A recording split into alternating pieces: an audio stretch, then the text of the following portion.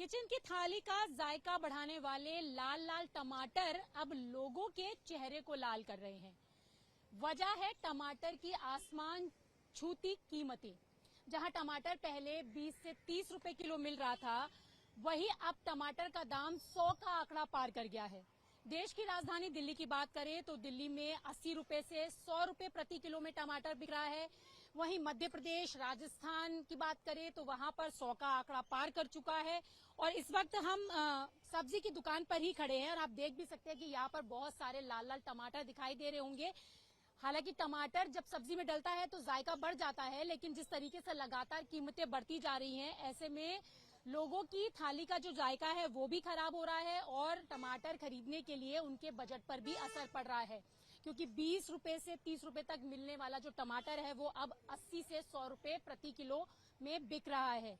क्या कारण है ये भी हम जानेंगे। हालांकि जो दुकानदार हैं उनका कहना है कि बारिश का सीजन है और जो लोकल टमाटर है वो खत्म हो चुका है या फिर सड़ चुका है। ऐसे में बाहर से टमाटर मंगाना पड़ता है, जिससे उसकी लागत बढ़ जाती है और यही कारण है कि लगातार टमाटर की जो कीमतें हैं वो बढ़ती जा रही हैं। भाई साहब, ये बताइए कि टमाटर की कीमतें जो एकदम अचानक से बढ़ गई, क्या कारण है? बारिश का।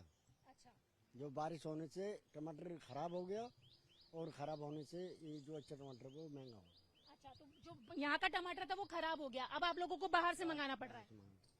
जी, बाहर से मंगाना पड़ रहा है, यहाँ का टमाटर खराब हो।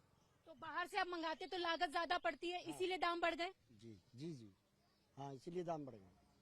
तो बाहर से टमाटर मंगाना पड़ रहा है जिसकी लागत ज्यादा पड़ती है और यही कारण है कि बाजार में जो बिकने वाला टमाटर है, जो 20 से 30 रुपए किलो मिलता था, वो अब अचानक से 80 से 100 रुपए हो गया है।